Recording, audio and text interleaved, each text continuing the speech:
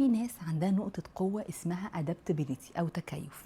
دي موجودة في كليفتون سترينث اسسمنت أو تقييم نقاط القوة بتاع كليفتون.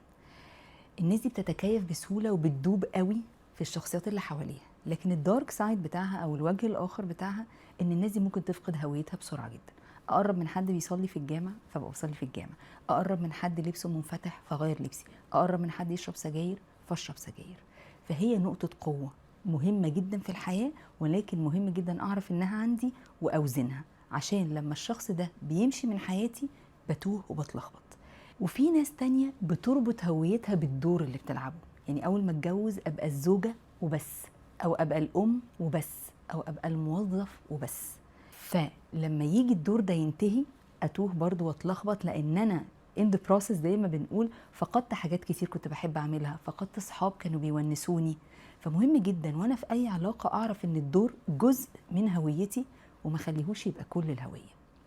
وفي ناس تالتة بيبقى عندها مشكلة في الهوية أصلا، ممكن بسبب بيت القيم فيه كانت مختلفة قوي، بسبب إني اتنقلت في بلاد كتير وأنا صغير، فيحصل عندي حاجة اسمها identity crisis. يعني أنا مش عارف أصلا أنا مين، أنا بحب إيه، برتاح في إيه، قيمي إيه، بحب ربنا ولا بخاف منه، أنا ملتزم ولا منفتح، أنا راضي عن بلدي ولا زعلان منها. أسئلة كتير بيبقى ملهاش إجابات. في الحالة دي الإنسان بيبقى عامل زي اللون الباهت، أول ما يدخل عليه لون تاني يتغير بسهولة ويتوه. فالمهم ان الاسئله دي تكون واضحه عند الانسان ويكون جراوندد، ده بيديله قوه رهيبه، فبيبقى شبه اللون الاسود، لون قوي وواضح. ولو اتغير شويه دخل عليه لون تاني واتغير شويه عشان يتكيف مع علاقاته، ده تمام، ولكن عمره ما بيتغير او يتوه او يتلخبط.